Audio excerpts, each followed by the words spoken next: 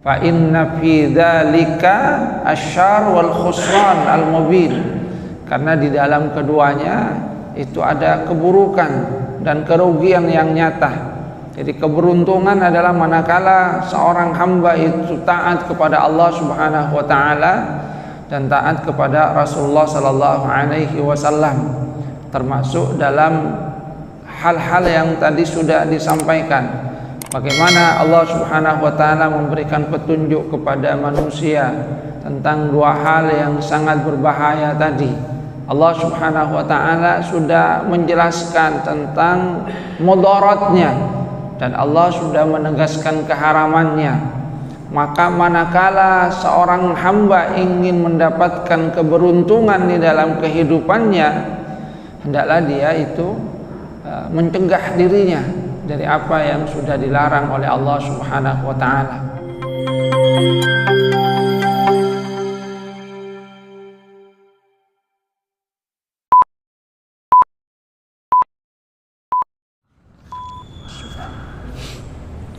Assalamualaikum warahmatullahi wabarakatuh. Innal hamdalillah nahmaduhu wa nasta'inuhu wa nastaghfiruh.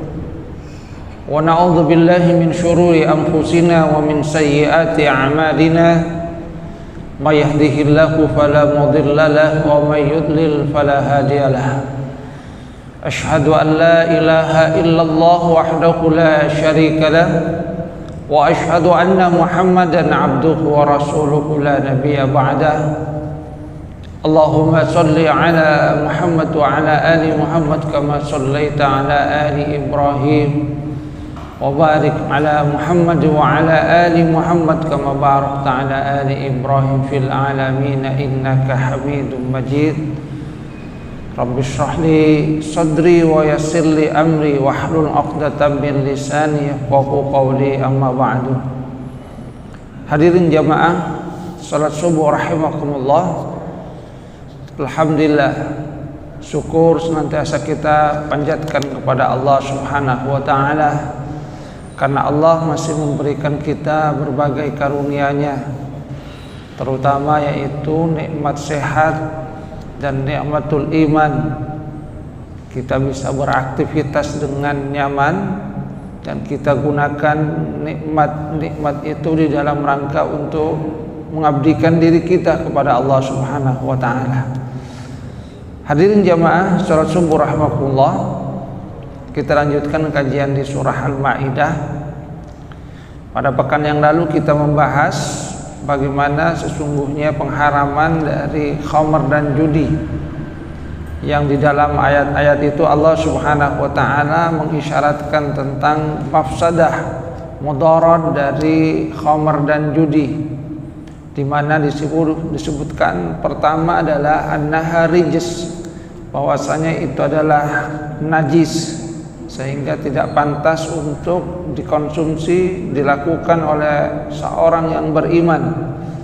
Kemudian yang kedua, annaha min amali syaitan, bahwasanya keduanya merupakan perbuatan dari setan. Sementara setan itu adalah aduwwum mubin, musuh yang nyata bagi manusia. Yang ketiga adalah annahu la yumkinul falah lil abdi illa bijtinabiha, bahwa tidak akan mendapatkan keuntungan seorang hamba kecuali dengan menjauhinya, karena keduanya adalah sebab dari kecelakaan. Keberuntungan adalah manakala manusia menjauhinya. Kemudian berikutnya adalah anna hadhihi mujibatun lil adawa wal baghdha, bahwa keduanya itu akan menyebabkan adanya permusuhan dan adanya kebencian di antara sesama manusia. Jadi mengakibatkan hubungan yang tidak baik di antara sesama manusia. Hablum minan nas. Dan terakhir Allah Subhanahu wa taala mengisyaratkan bahwa itu juga akan merusak hubungan dengan Allah Subhanahu wa taala. Anna hadhil asya tasuddul qalb, Yang pertama itu akan memalingkan hati dari ingat kepada Allah Subhanahu wa taala, wa yatba'uhal badan anis shalah, dan juga badan fisiknya juga terikut. Manakala hatinya sudah lalai dari Allah Subhanahu wa taala, fisiknya juga tidak mampu untuk melakukan ibadah salat sebagai satu ibadah yang menghubungkan antara manusia dengan Allah Subhanahu wa taala. Makanya Allah Subhanahu wa taala kemudian menyatakan fahal antum muntahun, yang maknanya adalah hendaklah manusia itu benar-benar berhenti menjauhinya, jangan sekali-kali melanjutkan manakala masih ada kebiasaan sebelumnya.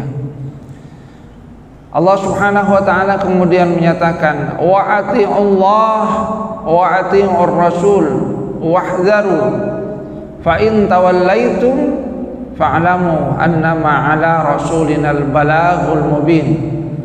Dan taatlah kamu kepada Allah dan taatlah kepada Rasul, wahdharu, dan berhati-hatilah.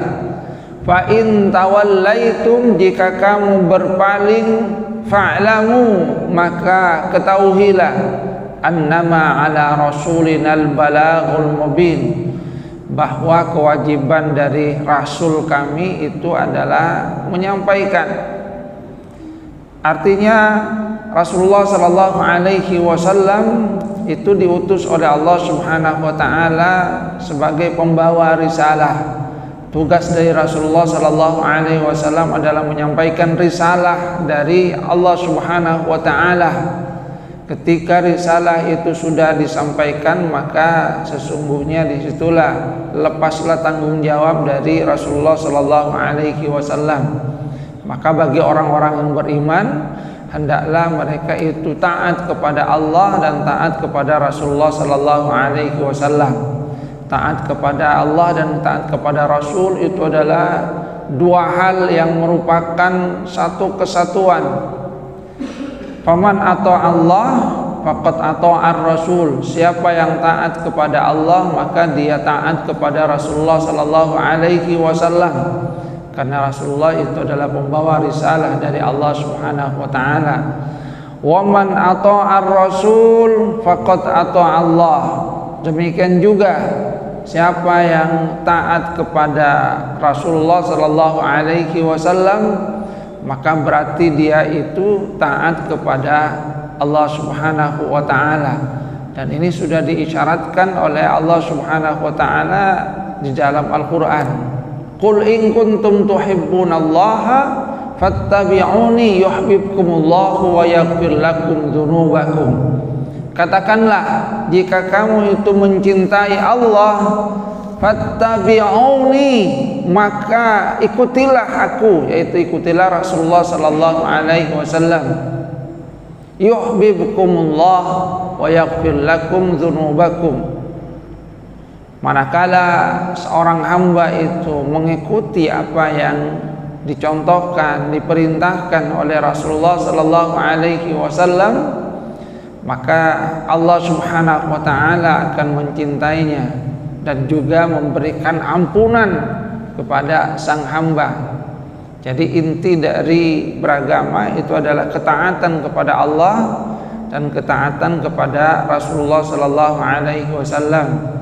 Wa ma atakumur rasulu fakhudhuhu wa ma nahakum anhu fantahu. Apa-apa yang dibawa oleh Rasulullah sallallahu alaihi wasallam hendaklah kamu terima, lakukan. Tapi apa-apa yang dilarang oleh Rasulullah sallallahu alaihi wasallam hendaklah kamu itu berhenti, berpantang darinya. Itu kaidah yang sangat nyata di dalam agama. Wa ati'ullah wa ati'ur rasul. Hendaklah kamu taat kepada Allah dan hendaklah taat kepada Rasulullah sallallahu alaihi wasallam, dan hendaklah berhati-hati ai min ma'siyatillah wa ma'siyati rasulih sallallahu alaihi wasallam.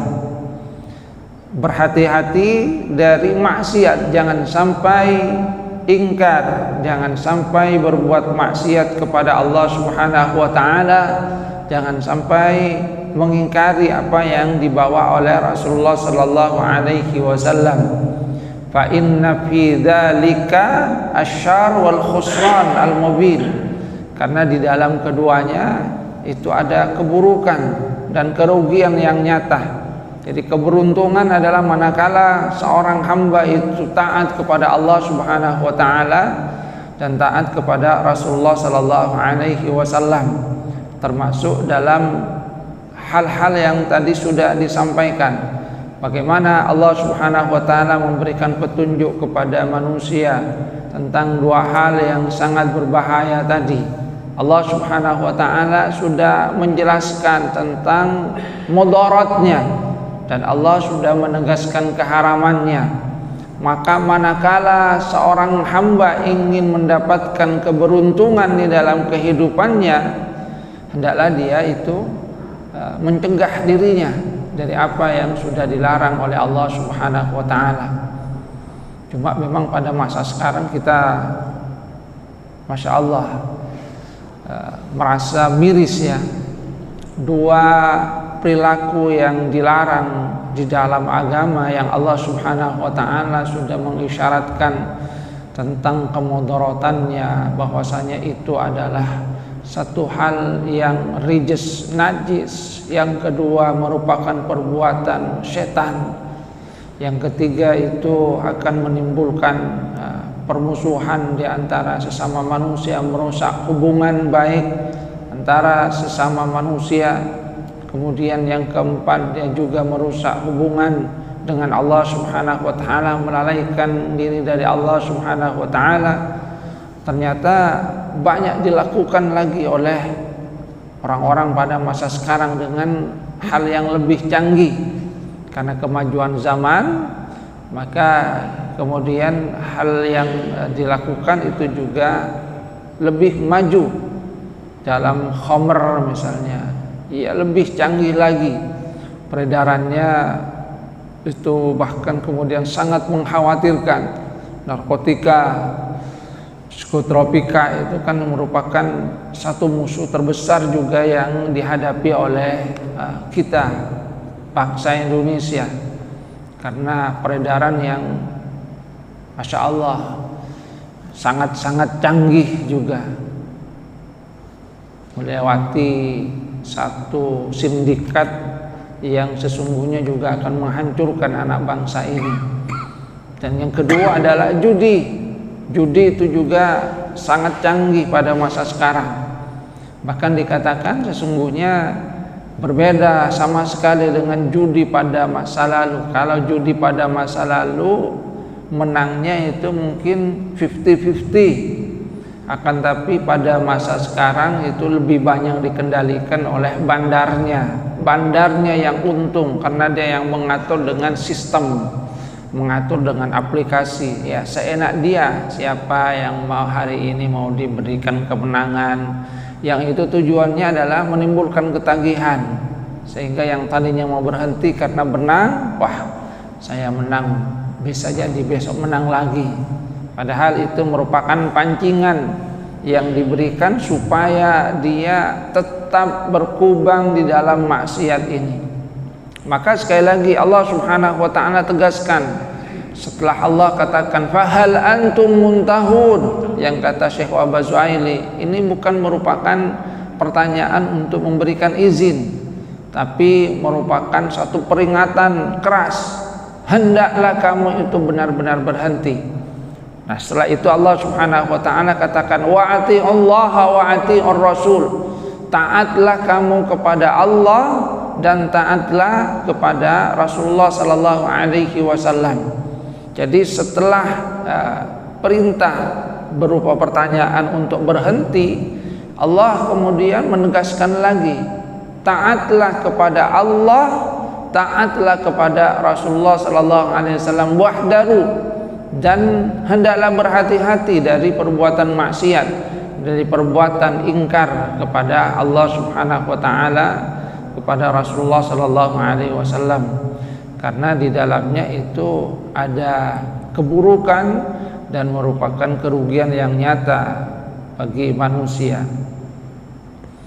Hadirin jamaah rahimakumullah, Nah, setelah itu kemudian timbul pertanyaan di kalangan kaum muslimin tentang mereka yang dulu pernah melakukan dua hal ini sebelum dua hal ini benar-benar diharamkan oleh Allah Subhanahu wa taala, termasuk mereka yang sudah meninggal dunia. Apakah mereka itu termasuk ke dalam bagian dari apa yang Allah Subhanahu wa taala peringatkan, wahdaru, hendaklah berhati-hati? Apakah mereka termasuk ke dalam bagian mereka yang melanggar perintah Allah Subhanahu wa taala? Maka Allah Subhanahu wa taala katakan, laisa 'alal ladzina amanu wa 'amilus solihati junahun fima ta'imu idza mattaqaw wa amanu wa 'amilus solihati thumma taqaw wa amanu thumma taqaw wa ahsanu wallahu yuhibbul muhsinin. Laisa 'alal ladzina amanu ay la haraj la isma, tidak ada dosa bagi orang-orang yang beriman dan mengerjakan amal solih, fima ta'imu, terhadap apa yang sudah mereka makan, apa yang mereka konsumsi.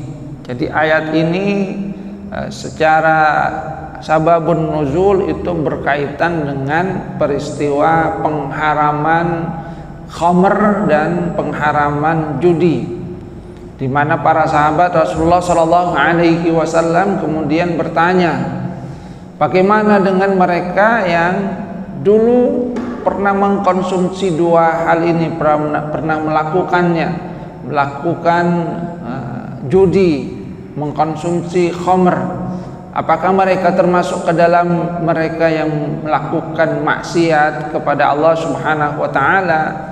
Bagaimana apa yang mereka konsumsi? Maka Allah Subhanahu wa taala mengisyaratkan bahwa apa yang mereka lakukan di masa lalu ketika dua hal ini belum diharamkan oleh Allah Subhanahu wa taala, minal khamri wal maisir min qabli an tahrimihima,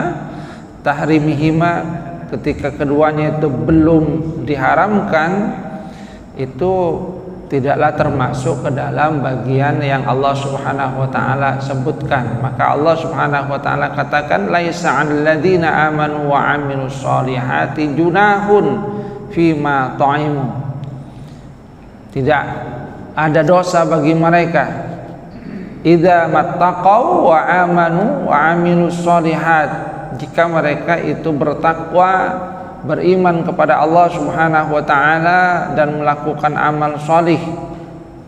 Jadi artinya yang mereka lakukan itu kan berdasarkan apa yang menjadi ketentuan dari Allah Subhanahu wa taala dan Rasulullah sallallahu alaihi wasallam. Sehingga ketika Allah Subhanahu wa taala itu belum mengharamkan keduanya secara mutlak, maka apa yang mereka lakukan itu masih belum merupakan dosa. Karena sekali lagi yang namanya ibadah di dalam agama kita itu adalah ketaatan kepada Allah Subhanahu wa taala. Saya sudah sampaikan misalnya kemarin contoh dari bagaimana yang namanya atau hakikat ibadah kepada Allah Subhanahu wa taala, penghambaan itu adalah ketaatan kepada Allah Subhanahu wa taala, bukan semata-mata ibadah mahdoh. Makan dan minum itu bisa merupakan ibadah kepada Allah Subhanahu wa taala manakala kita mengikuti apa yang diperintahkan oleh Allah Subhanahu wa taala dan Rasulullah sallallahu alaihi wasallam. Kulu mimma fil ardi halalan thayyiban, makan apa yang ada di bumi yang halal, yang baik. Maka ketika kita melakukannya itu dalam rangka untuk mengikuti perintah Allah, itu bagian dari ketaatan. Termasuk ketika kita tidak berpuasa pada saat agama Allah dan Rasulnya itu melarang kita untuk puasa di hari-hari nahr, hari raya Idul Adha, fi ayyamit tasyrik, pada saat hari tasyrik. Itu kan merupakan hari-hari makan dan minum. kita tidak diperbolehkan untuk berpuasa. Maka tidak berpuasanya kita pada saat itu merupakan bentuk ketaatan kepada Allah Subhanahu wa taala. Manakala kita melakukannya itu sebagai satu ketaatan kepada Allah dan Rasul-Nya, maka itu merupakan penghambaan kita kepada Allah Subhanahu wa taala dan Rasulullah sallallahu alaihi wasallam sebagai penyampar risalah. Jadi ketaatan. Sebaliknya memaksakan diri bahkan untuk puasa di hari-hari itu, saya mau puasa ya. Ini pas hari Senin saya biasa puasa. Itu adalah satu maksiat. Karena memang pada saat itu diperintahkan untuk makan dan minum, tidak diperbolehkan untuk puasa. Jadi bukan bentuk ibadah mahdhahnya, bukan puasanya itu, tapi ketaatannya yang dinilai di sisi Allah Subhanahu wa taala. Perempuan pada saat haid misalnya, situ kan ada ketentuan, tidak boleh puasa, tidak boleh sholat.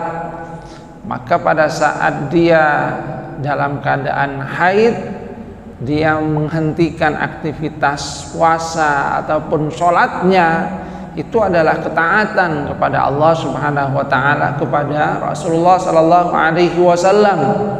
Sebaliknya kalau dia malah memaksakan diri untuk puasa, memaksakan diri untuk tetap sholat, itu adalah satu maksiat.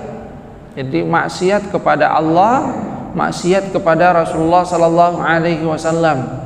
Karena sekali lagi ibadah itu adalah ketaatan kepada Allah Subhanahu wa taala, ketaatan kepada Rasulullah sallallahu alaihi wasallam, mengikuti apa yang menjadi perintah dan menjauhi apa yang menjadi larangan. Kalau sudah dilarang sholat, ya sudah, tidak usah memaksakan diri untuk sholat, karena berarti di situ kita maksiat kepada Allah Subhanahu wa taala, kepada Rasulullah sallallahu alaihi wasallam. Nah, di ayat ini Allah Subhanahu wa taala menegaskan apa yang dilakukan oleh orang-orang mukmin sebelum dua hal ini, khamr dan judi, itu dilarang. Ketika mereka melakukannya, maka itu bukan merupakan dosa. Idza mattaqau, jika mereka itu bertakwa kepada Allah, wa amanu, dan mereka beriman, wa amilus sholihat, dan melakukan amal solih. Jadi kalau mereka lakukan, dasarnya itu adalah ketakwaan, keimanan, dan juga melakukan amal solih. Tsumma taqaw wa amanu tsumma taqaw wa ahsanu, dan setelah itu mereka terus berada di dalam ketakwaan dan keimanan kepada Allah dan Rasulullah sallallahu alaihi wasallam. Tsumma taqaw wa ahsanu, tetap berada dalam ketakwaan dan berbuat baik di dalam kehidupan. Nah, sekali lagi ini dikaitkan dengan ayat sebelumnya, termasuk juga dengan sababun nuzulnya. Maka salah satu poinnya adalah memahami ayat Al-Quran. Itu memang sangat penting kita mengetahui sebab nuzulnya, sebab turunnya. Apa sebenarnya sebab turun dari ayat ini, sehingga tidak kemudian menjadikan ayat itu umum. Sebab kalau dipahami secara umum, laisa 'alal ladzina amanu wa 'amilus sholihati fi junahum fima ta'imu idza mattaqaw wa amanu wa 'amilus sholihat. Tidak ada dosa bagi orang-orang yang beriman dan melakukan amal sholih dalam apa yang mereka makan. Jadi seakan-akan kemudian yang penting itu adalah orangnya beriman, bertakwa, melakukan amal soleh, maka makanan apa saja itu boleh bagi dirinya. Ini kalau dipahami secara umum tanpa dihubungkan dengan sababun nuzulnya, ataupun tidak dihubungkan dengan ayat-ayat sebelum dan sesudah dari ayat ini. Maka diantara kaidah yang memang ditetapkan oleh para ulama adalah memahami ayat Al-Quran itu tidak bisa dilepaskan dari pemahaman terhadap sababun nuzul, sebab turunnya ayat ini, sehingga ayat itu kemudian tidak dipahami dengan pemahaman yang tidak benar. Seperti tadi, wah kalau begitu yang penting beriman dan bertakwa, dia boleh makan apa saja. Padahal ayat ini berkaitan dengan pertanyaan, bagaimana dengan mereka yang dulu melakukan dua perbuatan yang sekarang dilarang oleh Allah Subhanahu wa taala. Maka Allah Subhanahu wa taala menyatakan bahwa apa yang mereka lakukan dulu sebelum keduanya diharamkan itu bukan merupakan dosa. Karena sebelum Allah Subhanahu wa taala melarangnya, berarti di dalamnya itu tidak ada ketentuan haram, tidak ada dosa di dalamnya. Tapi ketika Allah Subhanahu wa taala sudah melarangnya dan mereka tetap melakukannya, baru di situ dihitung sebagai perbuatan maksiat, perbuatan dosa, merupakan pengingkaran kepada Allah Subhanahu wa taala, kepada Rasulullah sallallahu alaihi wasallam. Jadi bukan bersifat umum. Dan yang kedua, sebagaimana yang memang juga dilakukan pada ulama pada masa kontemporer, bahwa ayat-ayat Al-Quran itu akan lebih mudah untuk dipahami kalau dihubungkan dengan ayat-ayat sebelum ataupun ayat-ayat sesudahnya. Nah, ayat-ayat sebelum ayat ini adalah berbicara tentang pengharaman khamr dan judi, tentang mudarat yang ditimbulkan dari keduanya. Kemudian ada perintah tentang ketaatan kepada Allah dan Rasulullah sallallahu alaihi wasallam. Sehingga kemudian ayat ini tetap dihubungkan dengan keduanya, bahwa hal ini berkaitan dengan pengharaman keduanya. Jadi sebelum pengharaman itu tidak ada dosa, akan tetapi ketika sudah diharamkan, maka perbuatan yang dilakukan terhadap keduanya merupakan bentuk maksiat kepada Allah Subhanahu wa taala. Wallahu yuhibbul muhsinin, dan Allah Subhanahu wa taala mencintai orang-orang yang berbuat baik. Di sini ada klausa idza mattaqaw wa amanu wa amilus shalihat, ai bi syarti annahum tarikuna lil ma'asi.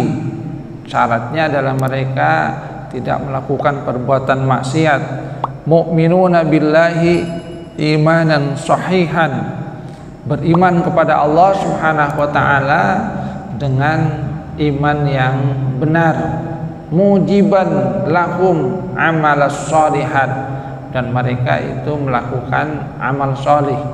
Jadi ketika tiga hal ini tetap dilakukan, maka berarti mereka tetap berada di dalam ketaatan kepada Allah Subhanahu wa taala dan ketaatan kepada Rasulullah sallallahu alaihi wasallam. Hadirin jamaah rahimakumullah. Jadi sekali lagi, inti dari beragama itu adalah ketaatan kepada Allah Subhanahu wa taala, ketaatan kepada Rasulullah sallallahu alaihi wasallam. Ukurannya adalah apakah Allah Subhanahu wa taala itu melarangnya atau tidak. Apakah Allah Subhanahu wa taala itu memerintahkan atau tidak. Maka seperti halnya yang dikatakan oleh para ulama, al-aslu fil ibadah al-haram illa ma dallad dalil ala khilafihi. Kalau dalam persoalan ibadah, maka itu aturannya adalah haram melakukan membuat ibadah, kecuali ada dalil yang nyata yang memerintahkan kita itu melakukan satu bentuk ibadah kepada Allah Subhanahu wa taala. Sebaliknya dalam urusan keduniaan, maka al-aslu al-ibaha, semuanya itu boleh, illa ma dallad dalil ala khilafihi, kecuali ada dalil yang menyelisihinya, yang melarangnya. Jadi karunia yang ada di alam ini semuanya itu adalah dihalalkan untuk kita, makanan, minuman, kecuali yang ada dalil dalam pengharamannya. Jadi seperti yang dilakukan oleh para sahabat ketika mereka melakukan perbuatan tadi, minum khamr, ketika itu belum ada dalil pengharamannya, maka itu termasuk ke dalam bagian tadi al-ibahah. Tapi ketika sudah ada dalil yang mengharamkannya, maka disitulah masuk ke dalam kaidah bahwasanya bukan lagi ibahah. Dan seperti yang pernah saya sampaikan, bahwa yang dilarang oleh Allah Subhanahu wa taala sesungguhnya jumlahnya amat sangat sedikit dari banyaknya karunia yang diberikan oleh Allah Subhanahu wa taala. Yang di dalam pelarangan itu pasti ada mudaratnya, dan Allah Subhanahu wa taala telah menjelaskan bagaimana sesungguhnya mudarat yang sudah ada pada hal-hal yang diharamkan oleh Allah Subhanahu wa taala. Ya, sekarang persoalannya adalah kembali kepada keimanan tadi. Jadi iman, idza mattaqau wa amanu wa amilus shalihat. Sesungguhnya itu tiga hal yang Allah Subhanahu wa taala isyaratkan. Mau bertakwa, beriman, dan mengerjakan amal soleh atau tidak. Ini tiga hal yang sesungguhnya menjadi pokok keberuntungan dari seorang hamba. Bertakwa, yaitu melakukan apa yang diperintahkan oleh Allah Subhanahu wa taala, ketaatan tadi. Kemudian mencegah diri dari apa yang dilarang oleh Allah Subhanahu wa taala. Wa amanu, dan kita melakukannya itu atas dasar iman. Maka memang sekali lagi ukuran di dalam ketaatan adalah kita melakukannya berdasarkan keimanan kepada Allah Subhanahu wa taala. Kita yakin bahwa itu adalah perintah Allah Subhanahu wa taala, sehingga ketika kita melakukannya, kita melakukan perintah Allah Subhanahu wa taala. Makan, minum, karena kita melakukan atas dasar perintah Allah, maka masuk dalam kategori ibadah. Wa amilus sholihat, dan tentu adalah melakukan amal solih. Jadi itu adalah kunci keberuntungan yang sesungguhnya Allah Subhanahu wa taala isyaratkan bagi hamba-hambanya. Tinggal semua kembali kepada mereka. Karena kemudian sebagaimana yang diisyaratkan oleh Rasulullah sallallahu alaihi wasallam, orang yang melakukan perbuatan maksiat itu sesungguhnya dipertanyakan keimanannya. Keimanannya mungkin saja sangat berkurang, bahkan bisa mencapai titik nadir. Sebagaimana yang disyaratkan oleh Rasulullah sallallahu alaihi wasallam, la yazni zanin hina yazni wa huwa mu'min.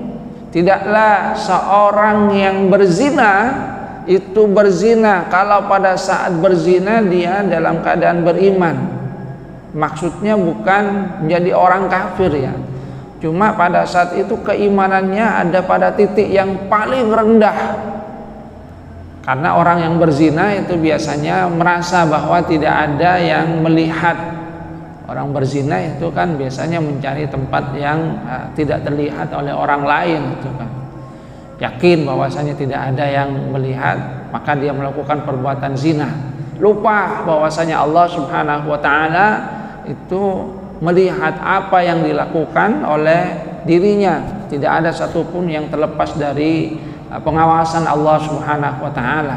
Maka dia sungguhnya tidak beriman dengan apa yang jadi pokok keimanan kita, iman kepada Allah Subhanahu wa taala. Iman bahwasanya kita itu akan dibalas, iman pada hari akhirat, sehingga Rasulullah mengisyaratkan la yazni zanin hina yazni wa huwa mu'min. Demikian juga seorang yang mencuri itu juga demikian. Dia dalam keadaan imannya ada di titik paling rendah, sehingga dia melakukan perbuatan maksiat, lupa bahwa sesungguhnya itu adalah perbuatan yang dilarang, lupa bahwasanya itu adalah bahwa Allah Subhanahu wa taala mengawasi apa yang dia lakukan.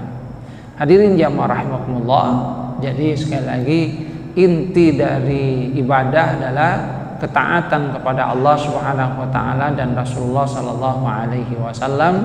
Sementara maksiat itu adalah ketika kita mengingkari apa yang menjadi perintah Allah Subhanahu wa taala dan perintah Rasulullah sallallahu alaihi wasallam. Ini saja yang dapat saya sampaikan, kurang lebihnya mohon maaf. Wabillahi taufiq wal hidayah war ridha wal inayah. Subhanakallahumma wa bihamdika asyhadu an la ilaha illa anta astaghfiruka wa atubu ilaik.